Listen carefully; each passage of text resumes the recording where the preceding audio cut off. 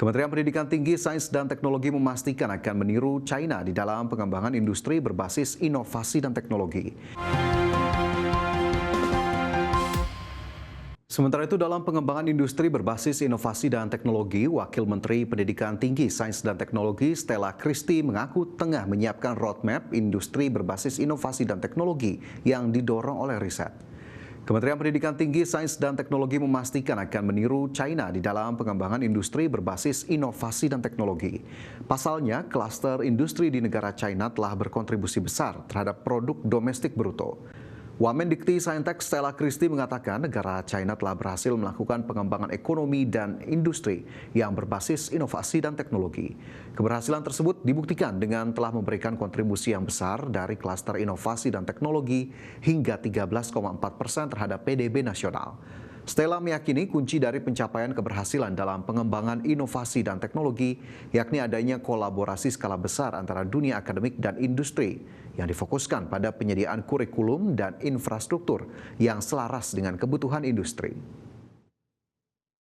Karena kalau kita lihat terus terang saja industri kita berbasis teknologi itu masih sangat-sangat sedikit sekali di Indonesia, ya kan? Tapi ini China, tadi saya berikan angka bahwa Science and Technology Cluster dari China itu menyumbang 13,4% dari GDP mereka hanya dengan menggunakan 2,4% dari lahan. Ini bagi seorang pengambil kebijakan, bagi pemerintah ini suatu yang sangat diinginkan.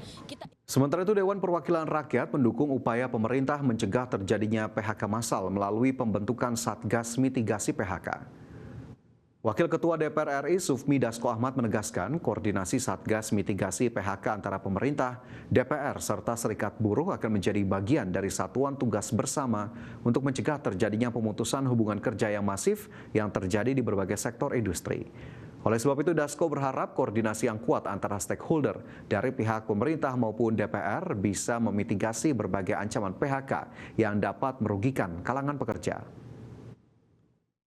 Satgas mitigasi PHK dari pihak pemerintah dan DPR, dan tadi rapat diikuti oleh Menteri Sekretaris Negara selaku Ketua Satgas Mitigasi PHK, kemudian Pak Menaker, kemudian ada dari Presiden Serikat Pekerja Pak Andi Gani dan Des Tenaga Kerja Polri, dan penasihat khusus Presiden Bidang Tenaga Kerja dan Kesejahteraan.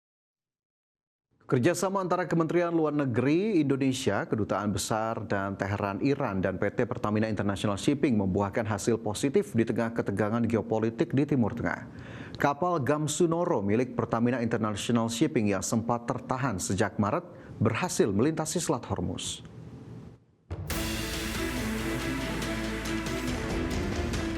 Kerjasama PT Pertamina International Shipping bersama Kementerian Luar Negeri RI dan Kedutaan Besar RI di Tehran, Iran membuahkan hasil positif di tengah ketegangan geopolitik Timur Tengah. Kapal Gamsunoro milik Pertamina International Shipping yang sempat tertahan sejak awal Maret 2026 akibat konflik Amerika Serikat dan Iran pada Rabu 24 Juni 2026 pukul 20.00 waktu Indonesia Barat berhasil melintasi titik kritis Selat Hormuz dengan aman berkat kolaborasi strategi kedaruratan korporasi dan diplomasi perlindungan. PJS Corporate Secretary Pertamina International Shipping Vega Pita mengatakan keputusan perlintasan Gamsunoro diambil setelah perusahaan melakukan pembahasan risk assessment yang ketat selama 1 bulan terakhir dan juga koordinasi intensif dengan Kementerian Luar Negeri. Adapun sebelumnya, Pertamina International Shipping mencatat puluhan persyaratan yang harus dipenuhi kapal, mulai dari asuransi, aspek teknis dan operasional, keamanan hingga kesiapan kru, sehingga diputuskan kapal dapat mulai bergerak dari Teluk Arab. Vega menambahkan, selama pelayaran kapal dimonitor selama 24 jam penuh. Selain itu, awak kapal di laut terus berkoordinasi dengan tim di darat yang bersiaga di Crisis Center Base untuk memastikan keamanan pelayaran. Ya, betul, kapal milik PIS yaitu Gamsunoro telah berhasil melewati Selat Hormuz keluar dari Teluk Arab. kemarin hari Rabu 24 Juni 2026 pukul 20 waktu Indonesia Barat. Kami mengucapkan terima kasih atas doa dan dukungan masyarakat Indonesia sekalian dan juga kepada pemerintah Indonesia, khususnya Kementerian Luar Negeri dan juga Kedutaan Besar Republik Indonesia di Tehran, Iran.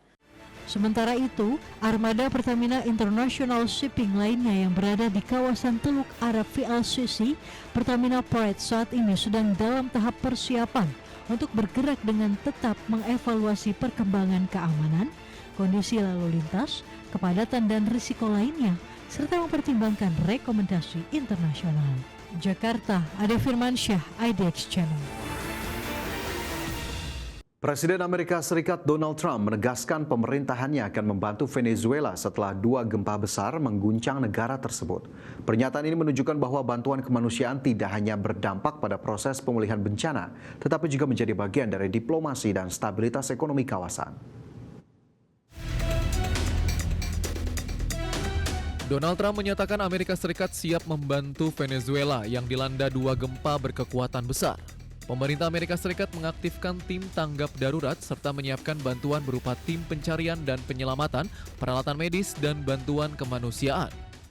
We took over Venezuela in less than 1 day, and the oil is flowing, and we're getting along with them great. We're going to, by the way, help them with their they had a tremendous earthquake last night that you read about, massive in Caracas, but we're going to help them out. Tidak hanya Amerika Serikat, sejumlah negara dan organisasi internasional juga mulai mengirim tim penyelamat, dana darurat, serta logistik bagi para korban gempa.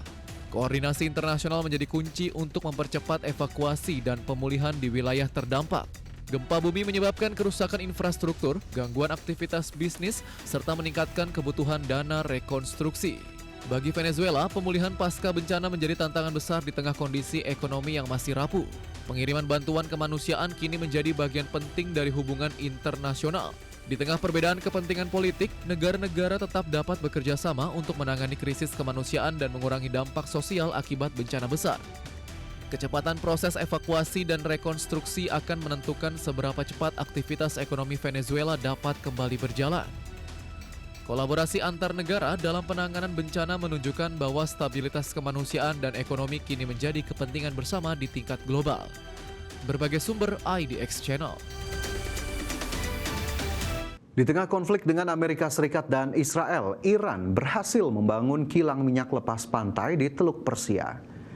Iran berhasil memasang platform pengolahan lepas pantai seberat 6.200 ton di lapangan minyak Reshadat di Teluk Persia. Platform raksasa ini dipasang mulai tanggal 22 Juni 2026 lalu.